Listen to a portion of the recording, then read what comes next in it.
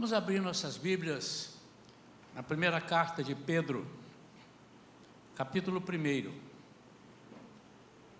versículos 13 a 16. Primeira carta de Pedro,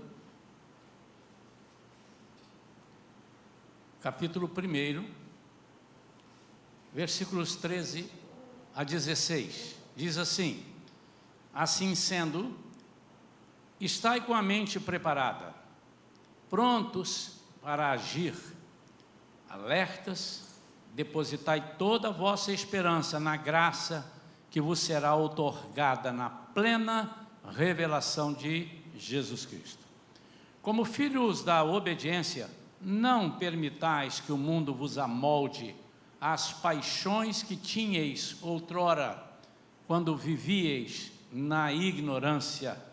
Porém, considerando a santidade daquele que vos convocou, tornai-vos da mesma maneira santos em todas as vossas atitudes.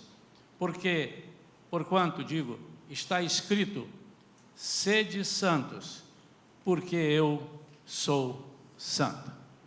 Deus abençoe a sua vida. Pai querido, nós lemos a Tua Palavra e queremos pedir, Senhor, que Tu tomes agora a direção, tomes a direção e traga, Senhor, a mensagem para o nosso coração. Espírito Santo, fale através de nós. Fale com todos aqueles que estão aqui e aqueles que estarão ao alcance da nossa gravação. Nós possamos, Senhor, compreender o propósito de sermos santos e as dificuldades que temos enfrentado para sermos santos. Trabalhe em nós, Espírito Santo. Faça a Tua obra em nós, em nome de Jesus. Amém. Eu intitulei essa mensagem de hoje: Separados em Santidade.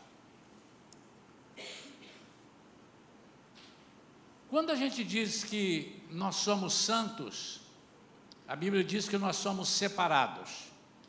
Mas nem todo mundo que é separado é santo. Há pessoas que estão separados, ou separadas as pessoas, por motivos de tristeza, separados por egoísmo, por orgulho, separados pelo pecado, separados por falta de expectativas. E eles não têm uma perspectiva de vida.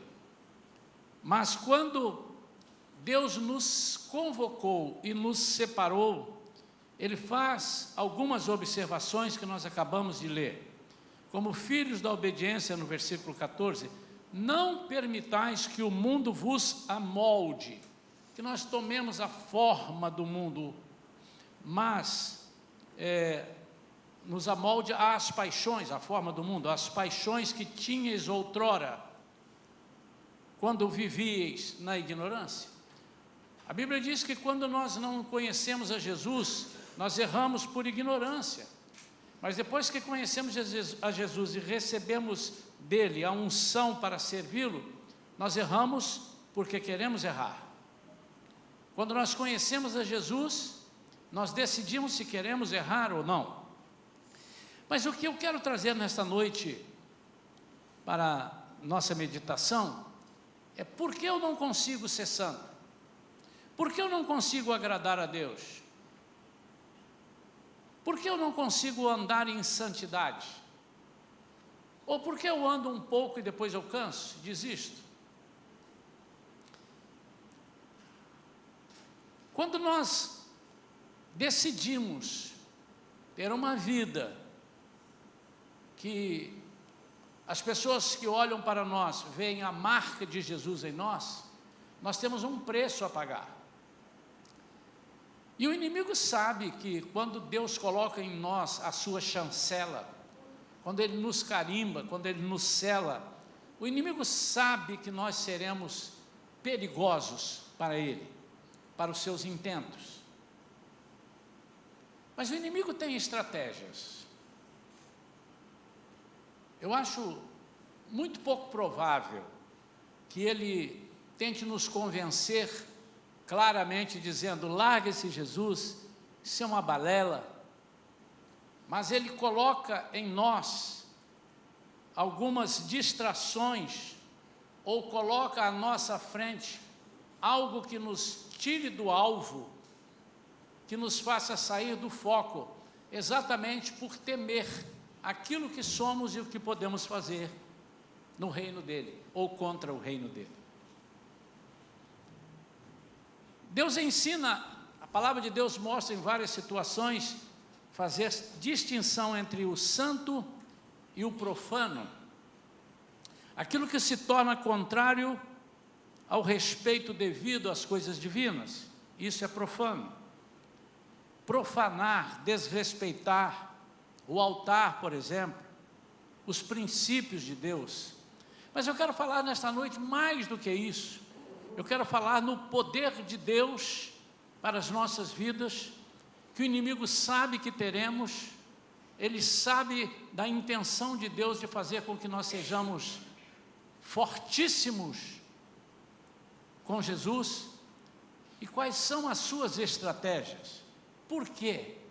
Por que que ele nos envolve muitas vezes com mentiras, nos afastando? Por que que ele arranja situações, às vezes, que nós não podemos acreditar, e a pessoa se afasta, esfria?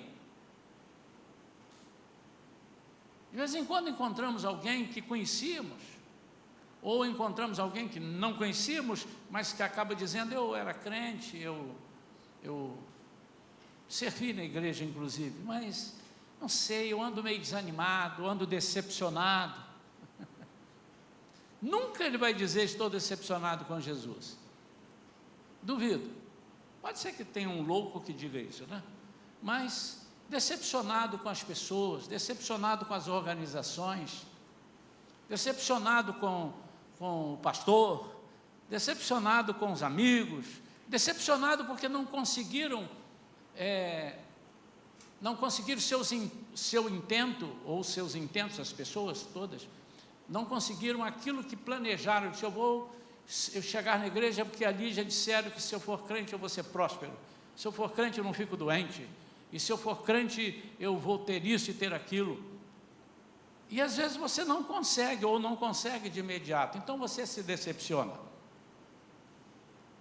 E eu quero falar aqui sobre 4 pontos rapidamente. Por que que o diabo luta tanto contra a nossa santificação? Por que que tanto ele luta? Qual o interesse do inimigo? Mas ele nunca vai dizer, você nunca vai encontrar uma pessoa servindo-se do diabo, uma pessoa sendo instrumento do diabo, dizer exatamente isso aqui para você. Mas ele vai arranjar algumas outras formas de falar com você para que estas 4 coisas não aconteçam. O primeiro motivo para ele nos fazer não buscarmos a nossa santificação é que a nossa santificação, e ele sabe, nos aproxima de Deus. Primeira coisa. Sem santificação ninguém verá a Deus. E com santificação nós ouvimos Deus falar conosco claramente. Quando nós andamos no processo de santidade, somos santificados por Ele, a santificação vem dele para a nossa vida, e o processo de santidade é nosso, nós andamos em santidade. Nós passamos a ter uma intimidade com Ele, estarmos próximos dEle, a ponto de fazermos aquilo que Ele quer que façamos, porque o entenderemos, estamos tão próximos dEle, o amaremos, porque se estamos próximos dEle, é impossível não amá-lo. Tivemos ontem o nosso Raiz aqui, e as pessoas sentiram a presença de Deus. Uns sentiram de um jeito, outros sentiram de outro, cada um sente de um, mas tinha gente que não parava em pé, de emoção e chorando. Não era uma emoção momentânea, porque o pastor conhece as pessoas, e nós sabíamos que ali era um quebrantamento muito grande. Pessoas foram batizadas no Espírito Santo, pessoas foram curadas, pessoas foram libertas. O pastor conhece as ovelhas. E foi tão presente que o próprio pastor, que está acostumado a orar e tal, em alguns momentos os irmãos que fizeram estão aqui. Cadê os irmãos de ontem? Viram o pastor chorando à toa aqui, vai falar e chora. Professor do Augusto. Porque a proximidade com Deus, a aproximação com Deus, nos faz sentir o cheiro de Deus. E o cheiro de Deus fala em santidade, fala em poder, fala em bondade, fala em misericórdia. E como nós ficamos emocionados, como nós ficamos gratos, quando Deus usa de misericórdia conosco. O que é misericórdia? É eu estar condenado e Ele me descondenar. Parece que eu já ouvi isso em algum lugar. E quais são as redes que Satanás usa para nos afastar desse caminho, desse foco? O que Satanás faz para que nós não busquemos nos aproximar de Deus através da santificação? Por que Ele não quer que eu seja santo? Por que Ele não quer que eu seja íntimo? E como é que Ele faz para Ele não querer? Com sutilezas, nunca com uma coisa muito forte e clara, mas com sutilezas, com doutrinas humanas e demoníacas, com comodismo e falsos benefícios, tudo isso para nos levar a enxergar o lado humano e desprezar o lado espiritual. Ele faz com que nós tenhamos mais facilidade de desagradar a Deus do que desagradar um amigo, por exemplo. Eu falando isso, vocês poderão dizer: você é louco, pastor? Como é que em sã consciência eu vou preferir desagradar um amigo ou um parente? Vou preferir desagradar a Deus, digo, para não desagradar um amigo? Mas nós fazemos, quando nós não temos coragem de rejeitar as coisas que nos propõem, ou então de exortar com veemência aquilo que está nos atrapalhando a viver em comunhão como corpo. Hoje falamos de manhã sobre o fermento no meio do pão, esse pão que nós comemos dele, e vamos comer daqui a pouco, que representa Jesus, que é o pão, ele é o pão sem fermento, ou seja, o corpo sem pecado. Então, esse primeiro motivo é quando nós estamos mais ligados nas coisas mais fáceis de ver, no humanismo, nas coisas que muitas vezes nos agradam e nos puxam fora da direção que nós estamos seguindo. São aqueles brindezinhos especiais que o inimigo às vezes coloca para nós. E ele sabe muito bem qual é o teu fraco. O inimigo sabe o que você gosta, porque você fica falando. O inimigo sabe o que te atrai, e ele não vai colocar para você uma coisa que não te atrai. O segundo motivo é que ele sabe que caminhando em santidade, nós escapamos das armadilhas dele, do inimigo. E essa está ligada à primeira, porque eu estou próximo de Deus. E se eu estou próximo de Deus, eu recebo de Deus as direções certas, próprias. Falamos ontem aqui, na palestra do batismo no Espírito Santo, sobre palavra de sabedoria e palavra de conhecimento. E eu disse: irmãos, como é importante nós termos palavra de sabedoria e palavra de conhecimento. E quando nós andamos em santidade, caminhamos em santidade, nós escapamos das armadilhas, dos laços. Nem sempre nós identificamos o que é um laço, mas muitas vezes ele vem tão enfeitado, um laço tão bem preparado, que nós achamos que é bênção.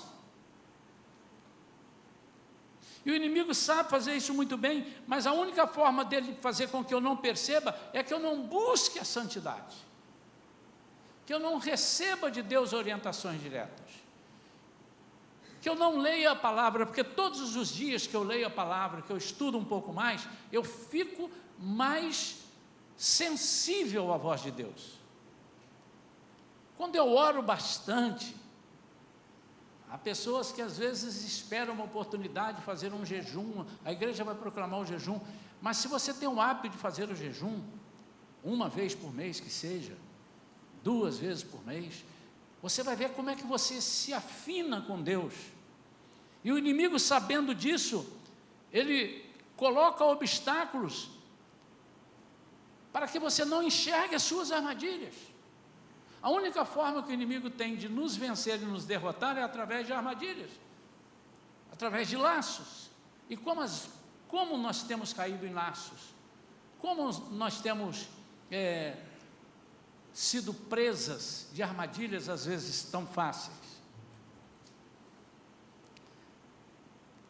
Andando em santidade, nós obteremos intimidade, e Deus nos revela aquilo que está oculto. O que é isso?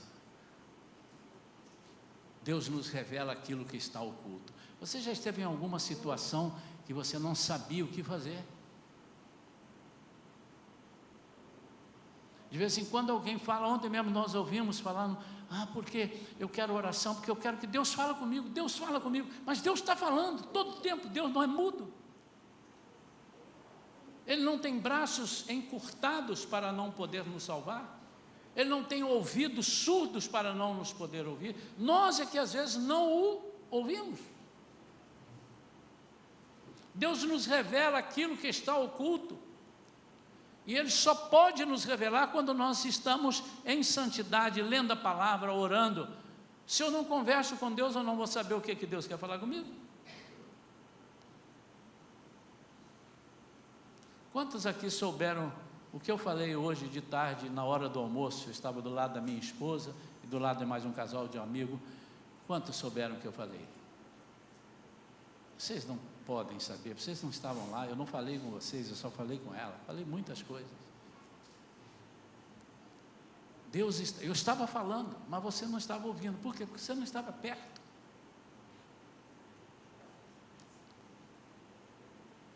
Para nos afastar, ele usa os seus métodos: sedução, corrupção, rebeldia, mentira, inimizades, indiferença, inveja, ira, amor ao dinheiro, abandono da família e tantos outros.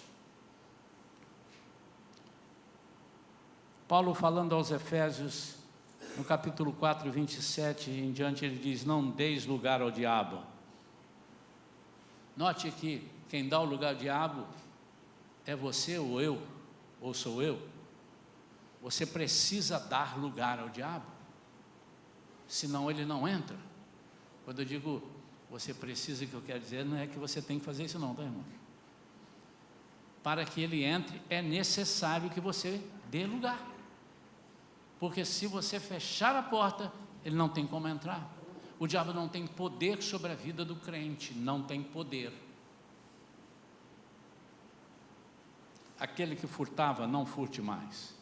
Não saia da sua boca nenhuma palavra que cause destruição. Sabe que eu não posso entender que um servo de Deus, que é lavado e remido no sangue de Jesus, abra a boca e fale palavras para destruir. Não interessa para quem você está falando. Não, mas estou falando para o inimigo. Mas Jesus disse para você amar o inimigo.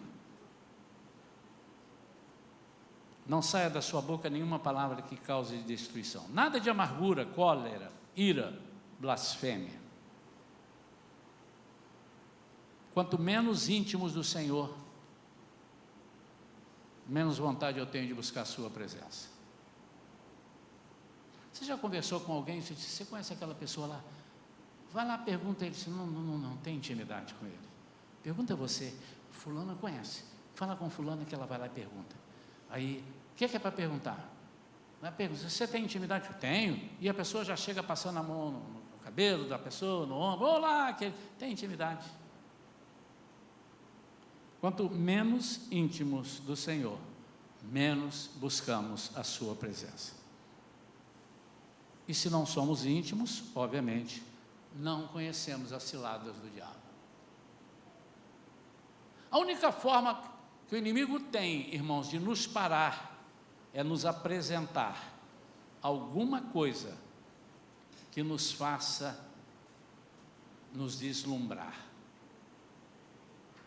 Alguma coisa diferente da palavra de Deus. Terceiro e penúltimo motivo. Ele sabe que caminhar em santidade nos motiva a anunciar Jesus a outros. E tudo que ele não quer é isso.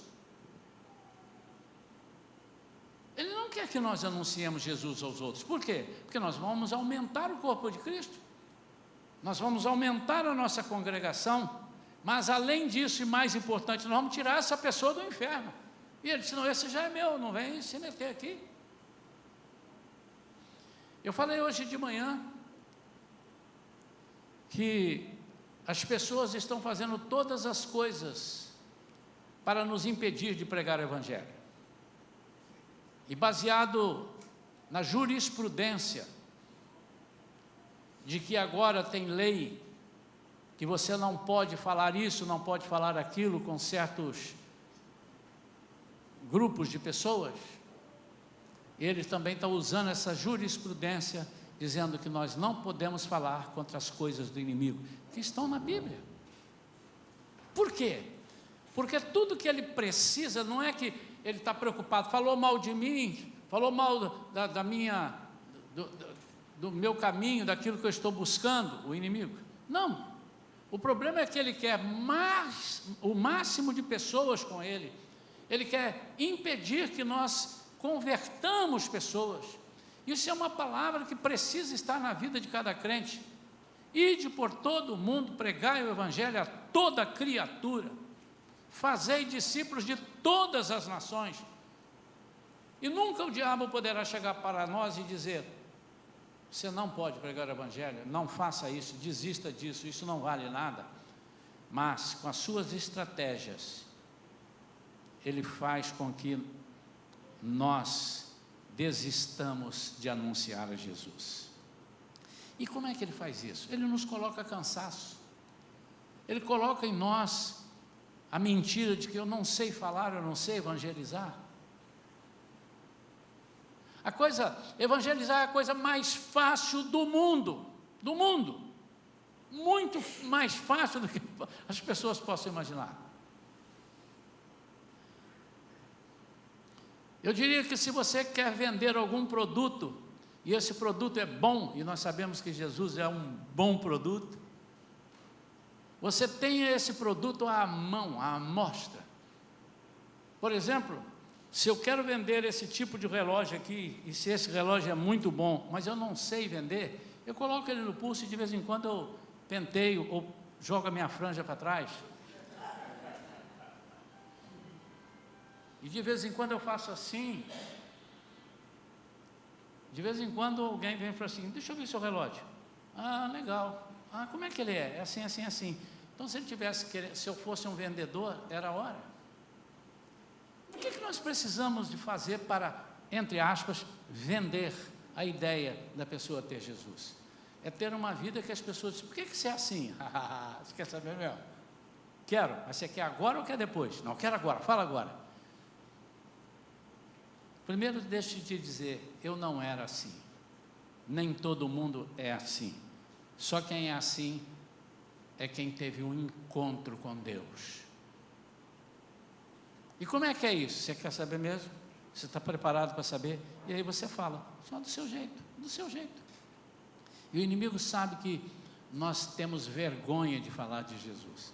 E muitas vezes nós não falamos de Jesus porque nós temos muitas brechas, e as pessoas que vão nos ouvir, se nos conhecem, podem dizer, mas você falando isso?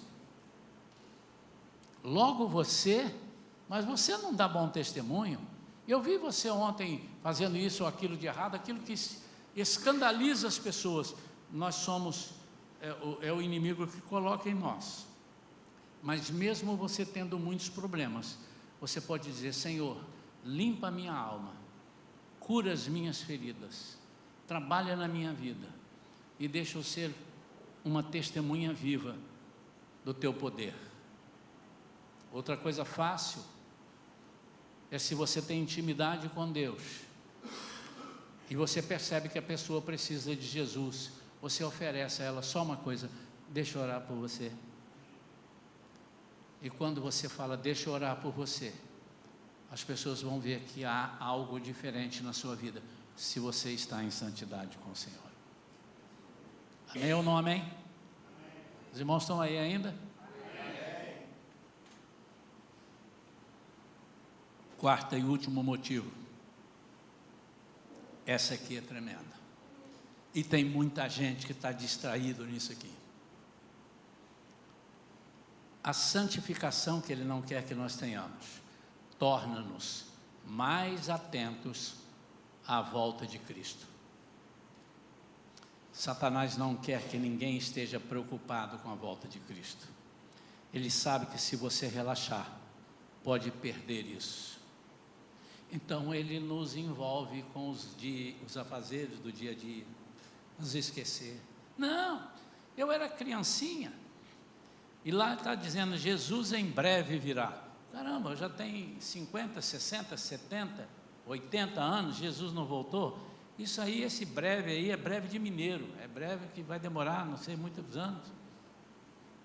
Então o inimigo começa a colocar algumas distrações e um desinteresse pela volta de Jesus. A maior coisa, o maior assunto que deve ficar na mente do crente é a volta de Jesus. Primeiro, porque quando Jesus voltar, você vai com Ele, eu também vou, e você deixa de ter uma vida miserável para ter uma vida eterna. Isso é o primeiro. Se não está bom ainda, além de você deixar de ser miserável, você vai viver ao lado dele com Ele. Se você sentiu aquilo tudo ontem aqui no Raízes, sem ver Jesus, sem encostar em Jesus, você sentiu a presença dele, você chorou, você foi curado, você foi liberto, você foi transformado. Você imagina, se precisar, você não vai precisar disso lá no céu, mas você imagina você conversar com Jesus, estar com Ele face a face. Você imagina, meu amado e minha amada, o quanto nós temos que aprender. Eu estou levando um bloquinho de papel para quando eu encontrar com Ele, porque eu tenho muitas perguntas que a Bíblia não responde, e eu de vez em quando anoto ali, e eu vou levar para conversar com Ele. O que é isso? Me explique. E uma das coisas que eu vou perguntar para Ele é: Jesus, todo mundo lá na terra dizia que o Senhor é bom, Jesus é amor, Jesus é maravilhoso, Jesus salva, Jesus cura, Jesus liberta. E por que quando faz um apelo as pessoas não aceitam? Essa é uma dúvida que eu tenho. É como se está todo mundo pobre, ninguém tem dinheiro, está todo mundo passando fome. Aí eu disse: eu estou aqui com $100 mil para distribuir, quem quer? Essa pergunta eu quero fazer para Jesus. Se o Senhor é tão maravilhoso, e eu sei que é, por que as pessoas faziam isso? Ele precisa me dar uma explicação. A santificação torna-nos mais atentos a essa volta, a volta de Cristo. Sem santificação, as suas discussões e interesses serão sempre sobre as coisas terrenas. Comprei uma casa, vendi 2 carros, comprei um barco, comprei uma roupa nova, estou viajando para ali, tudo isso que vai perecer. Mas você pode conversar, isso não tem nenhum problema, mas desde que você tenha acima disso uma conversa sobre as coisas de Deus. Ele diz: pensai nas coisas lá do alto. Nós precisamos estar ligados, porque senão de repente a gente vai esquecer como é que é o céu. Eu vi alguém uma vez comentando, e é verdade, já preguei aqui umas 3 vezes sobre o céu e sobre o inferno. Nós precisamos saber como é que é o inferno e como o céu vai, que se o inferno é assim, quero ir para lá. Pode ser que você decida, né? Acho que aqui não vai ter ninguém, né? Mas você precisa saber como é que é o céu. E quanto menos nós soubermos do céu, menos nós quereremos ir para lá. Menos. Por quê? Porque eu me impregnei das coisas daqui. E ao me impregnar com as coisas daqui, eu vou ter saudade de largar as coisas daqui. Que você goste das coisas daqui, que você tenha prazer em algumas coisas. Prazer, o seu corpo pede isso, é legal. Mas quando nós estamos agarrados com Deus, nós nunca vamos deixar de pensar nas coisas lá do céu, lá nossa morada celestial. Não sei quantos são assim, eu até sei de gente que tira 1 mês de férias, 2 meses, está passeando num lugar e na hora de voltar não quer voltar, não quero ficar mais. Mas a maioria, eu sou assim, a maioria, eu fui aos Estados Unidos esse final de semana, só 3 dias, para falar num congresso. Irmãos, quando deu 7 horas da noite do culto de domingo, eu falei assim, graças a Deus, hoje eu dormo, acordo, e já não durmo mais aqui, durmo no avião, estou indo embora, porque eu quero ir para casa, porque ali não é o meu lugar. Mas lá, eu gostei, entrei no restaurante, comi, visitei um lugar ou outro, e assim, legal, mas aqui não é o meu lugar. É disso que Jesus está dizendo. Desfrute das coisas que Ele tem te dado. Vá a uma praia, vá passear, coma lá o seu torresmo, coma lá a sua picanha, passeie no parque, mas lembre-se, você está aqui de passagem, e o inimigo quer que você esqueça que você está aqui de passagem. Por isso ele não quer que você se santifique, que quanto mais você se santificar, mais vontade de estar com Deus você vai ter. Satanás não quer que estejamos escondidos com Cristo, por isso ele não quer a nossa santificação, a sua santificação. Quero orar pela sua vida agora, antes de nos prepararmos para a ceia do Senhor.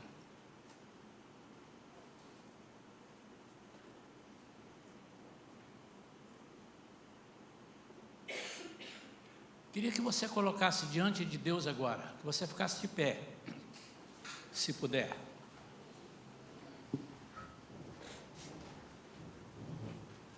E colocasse diante de Deus só aquilo que tem te preocupado, seja o que for. Pastor, eu estou preocupado, mas por uma causa justa. Estou preocupado porque eu estou com um parente, um filho, um pai, uma irmã, que está enfermo. É verdade, é justo. Mas se você está próximo de Deus, essa preocupação não pode te afastar das promessas de Deus. Deu para entender? Pastor, eu estou preocupado porque me disseram que este semestre vão cortar 40% dos empregados da empresa que eu trabalho. E já te deram o teu nome?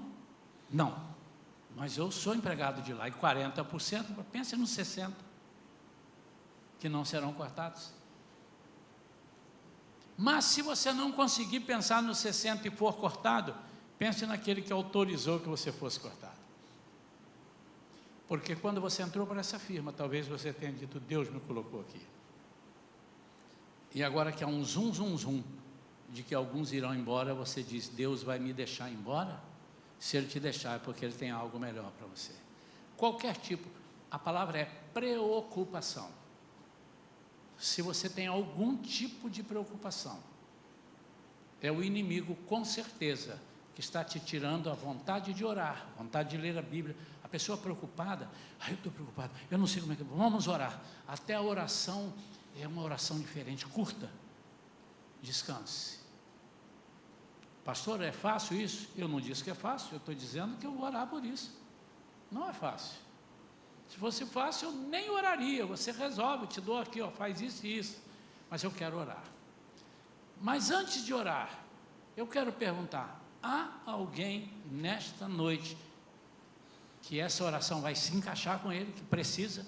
Pastor, eu preciso sim. Não precisa me dizer qual é a tua preocupação.